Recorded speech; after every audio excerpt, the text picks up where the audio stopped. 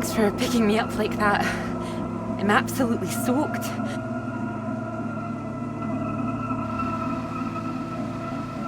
I must have looked a terrible state.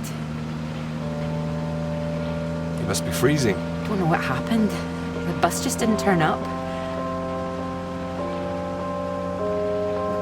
Sorry, I think I'm sitting on something.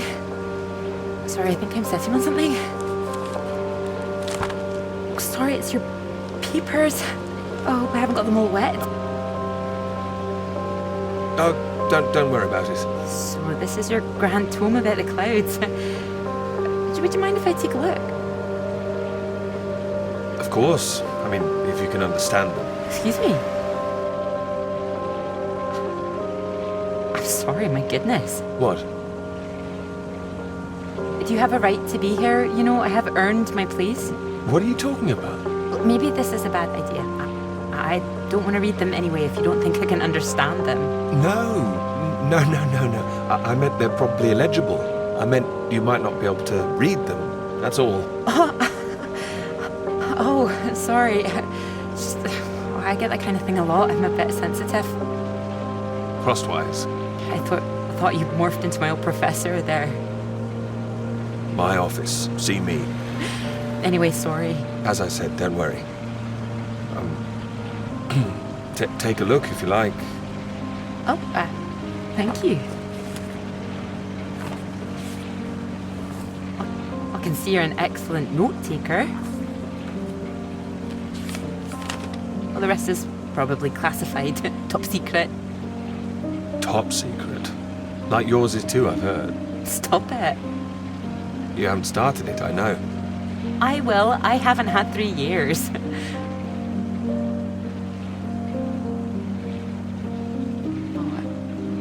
Sorry, that was a bit low. I'm just a bit tired at the moment. My proposal was rejected again yesterday. It needs more work.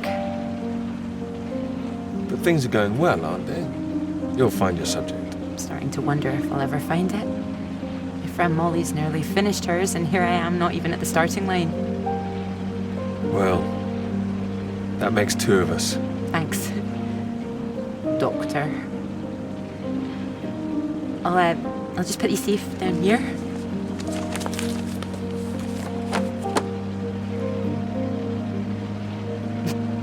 Cambridge. Even on a day like this, I do love this journey. In the rain, you mean?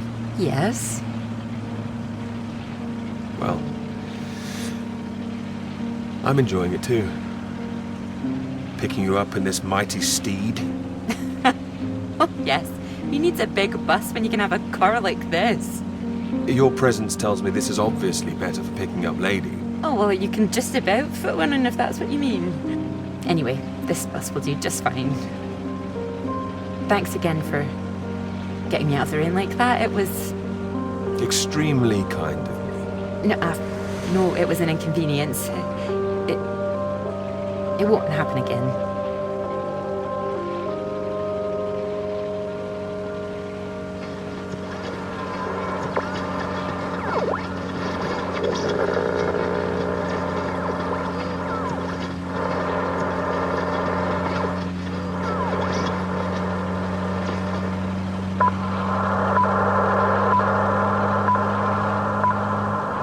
This is the BBC Live programme. Here is the news. Talks began today in Washington between Britain, the United States, and Soviet Russia over the renewal of the Antarctic Treaty, which forbids any acts of military aggression in Antarctica. Reports of recent skirmishes on the continent have established the need to reaffirm the worldwide commitment to peace. All eyes will be on Russia, whose reported reluctance to rejoin the talks is a point of concern for the British government. In a statement read outside the White House, Prime Minister Macmillan called on Russia to engage in the talks wholeheartedly to ensure a lasting peace in the nuclear era.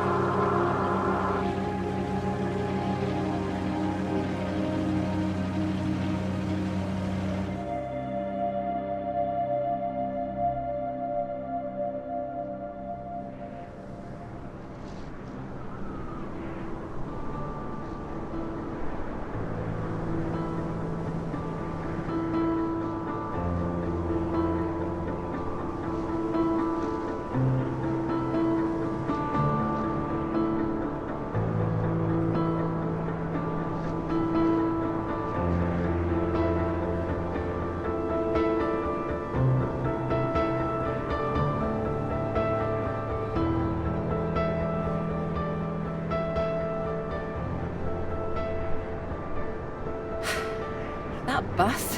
What is that, 5, 6 in a row now? I don't know, I counted 7 maybe. It'll never happen again.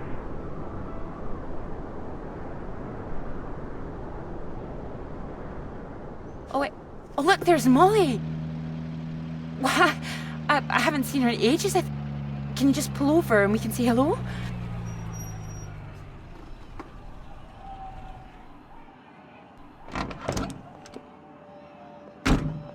Moles! Clara! Oh, it's wonderful to see you. Well, you can't miss us all today. Is this your handsome bus driver? I didn't call him that.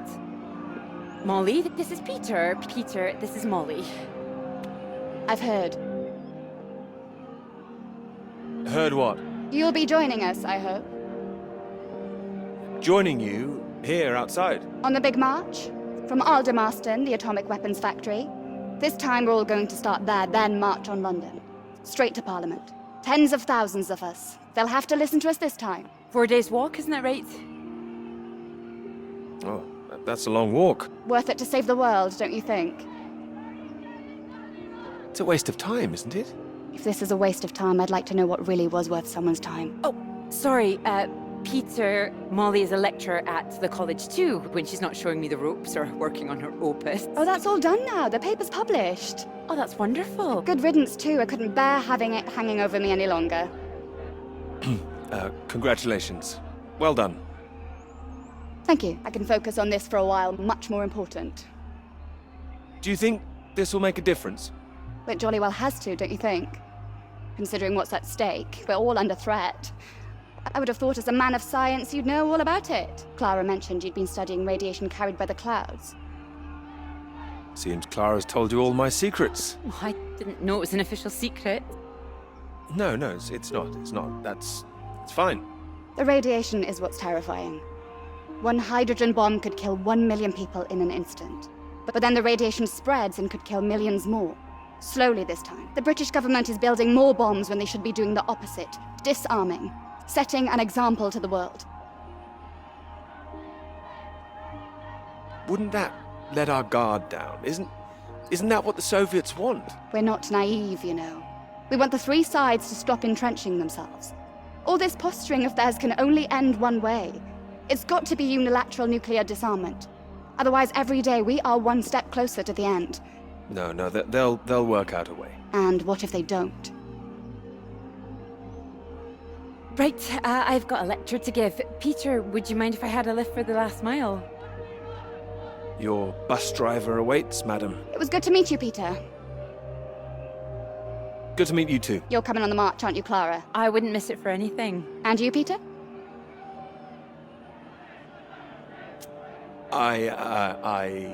I've rather too much work, actually.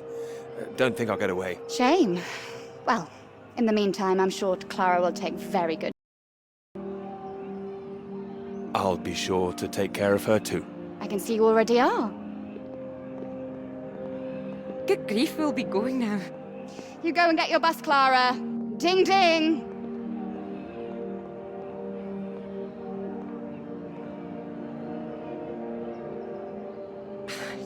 Impressive, isn't she?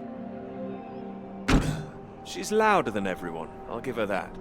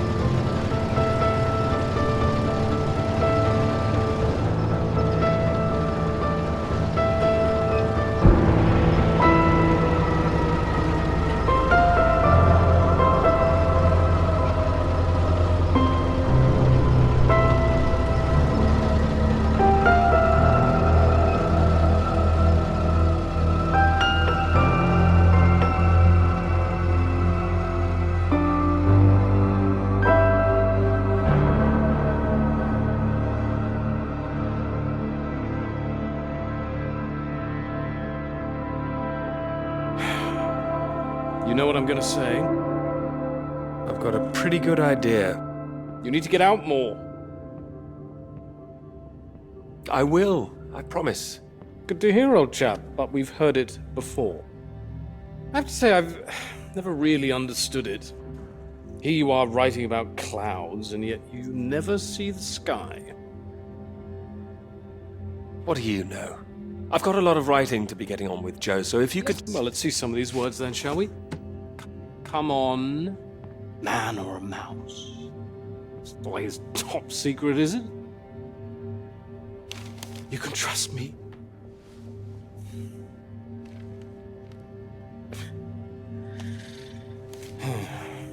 What do you think, Sam?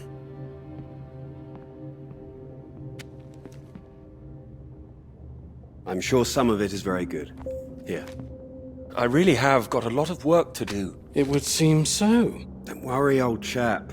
Well, we'll hit that wall sometimes. It's all part of writing a paper. Oh, now, come on, don't be so modest, Sam. You dashed yours off in a few months. Well, maybe I was fortunate, but the point is... The point is, you set your sights straight and true, sat down and wrote the damn thing. It wasn't quite like that. Well, you did it, and now here you are, senior lecturer.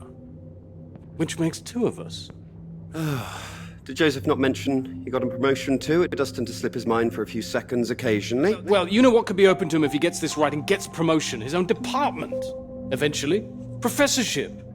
You can't reach those heights if you stay in this hovel for the rest of your life. Well, that's true, but I wouldn't My quite point put was it... that saying to Peter it's all part of the process is just kind words. But what we need to do is help our poor friend here be a man and write.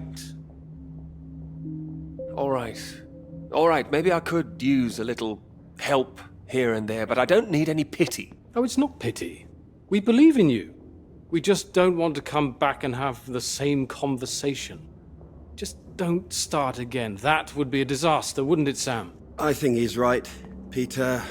I know it's tempting to want to forget everything and start again on a blank page, but then you're risking making the same mistakes all over again. You know, sometimes it's better to see where you've gone wrong, that's all. That'd help you. Good things might come of it. Good things like a promotion, I might add. Like Joseph says, don't start again. What does he know? He's only read one page. It practically is just one page. Peter. We don't enjoy seeing you struggle. I know what you need. Some peace, perhaps? It's been far too peaceful around here for a while. What you need is some inspiration. Those 3 new girls. You know the ones. Undergraduates. They'll be at the Fox and Hounds this evening, and so, my good man, shall we? 8 o'clock. See you there? All right, I'll come. I do hope so. And this isn't you palming us off again, I hope. Although I was almost hoping you'd say no, so there'd be 2 of those girls for me. Come on, let's leave him to it. Good luck with it. We'll see you later. Don't be shy, Peter. Come along. Man or a mouse?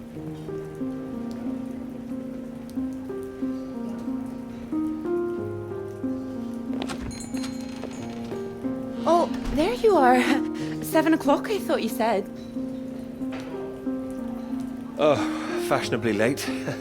Come sit, I got you some tea. Oh, great idea, thank you. Sugar for you?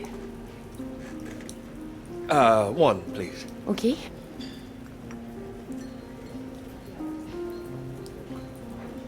Oh my goodness, you're soaked. Where's your jacket? Oh, well, not on me, of course. Mind on other things. The paper again? Still all consuming? I can handle it. Oh, I don't blame you. I've been thinking about it quite a bit too. You have? About my paper? Yes. To tell you the truth, I'm rather stuck. I gathered.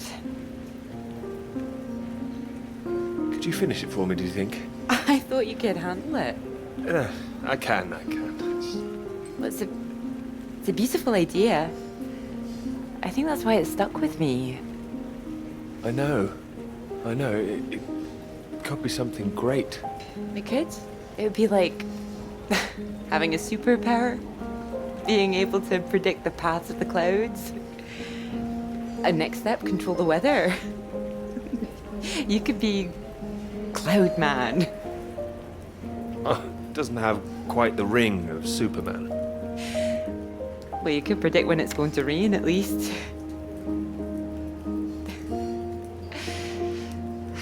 This weather reminds me of home. Was it this miserable all the time? No, although Edinburgh always looked better in the rain to me, so that's why I choose to remember it. That's where you grew up, isn't it? That's right. I had a wee cottage in the Highlands too. Our parents would take us up there once in a while. Us? Brothers and sisters? One brother, older. Are you alright? Yes, sorry. I didn't mean to pry. It's just, he was killed in a motorcycle accident near the cottage when he was 18. So sorry. It's not your fault. It's life. Or, well, the opposite. How old were you when it happened? 16. But still, I have a lot of happy memories about him.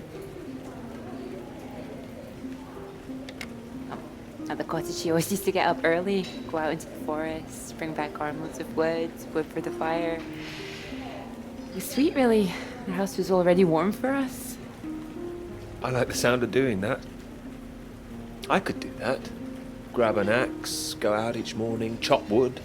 So you could be the woodsman, then. Oh, better than the Cloud Man. Stronger. Oh, no, I like Cloudman. So, these clouds, your beautiful subject. What do you think you need? Oh, well, that's simple. More readings to work with. Sounds achievable. Well, in theory, yes, but they need to be first-hand, verifiable.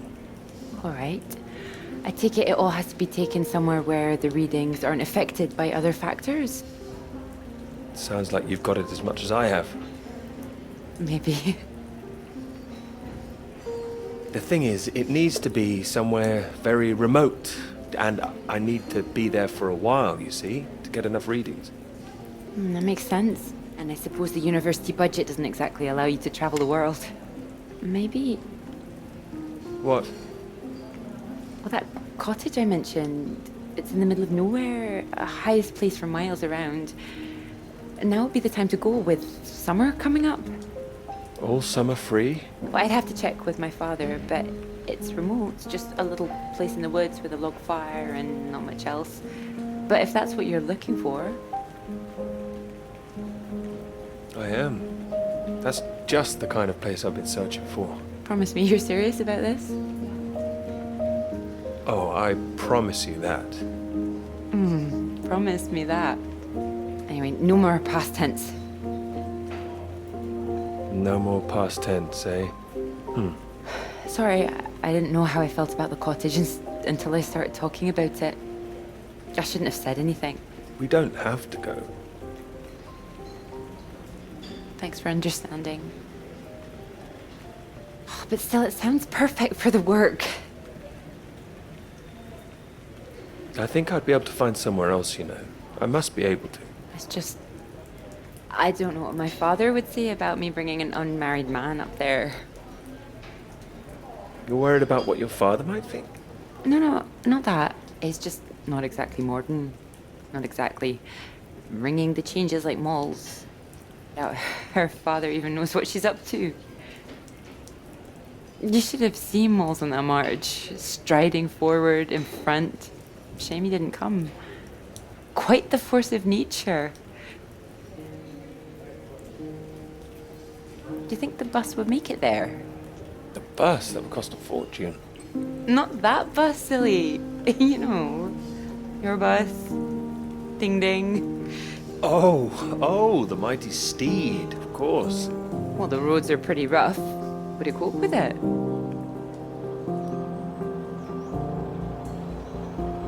can always try.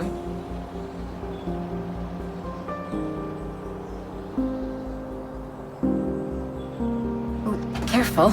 We want to make it in one piece. We do. I didn't suggest the route. Just keep driving. I know it seems to go on forever. Just trust me. The cottage is only a few miles away now. How are you feeling about this?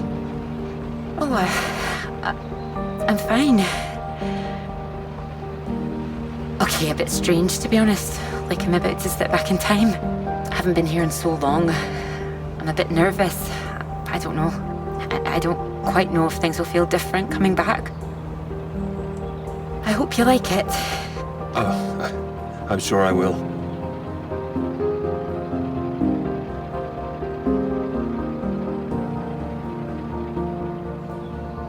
And thank you for asking your father. I know this is a big thing.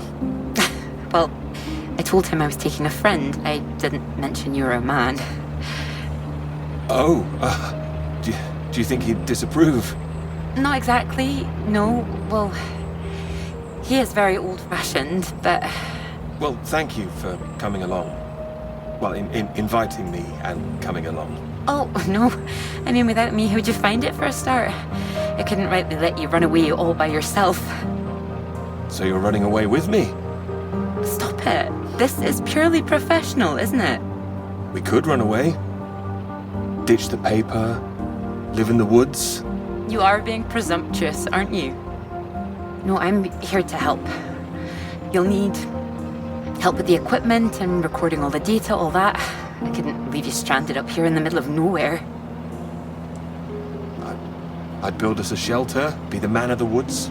Oh, he's back, is he? The woodsman. I'm telling you, I could do that. Just be the kind of man who remembers to fill up the tank when we're off to the middle of nowhere. Well, I am. I hope this isn't a big mistake.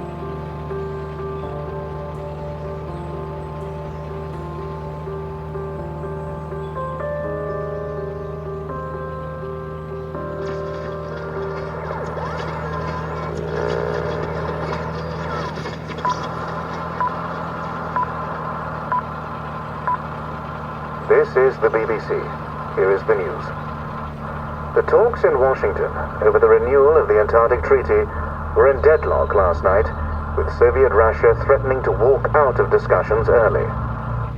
The new president, Lyndon B. Johnson, made an impassioned speech during which he criticized the Soviets' aggressive stance and reasserted the need for compromise.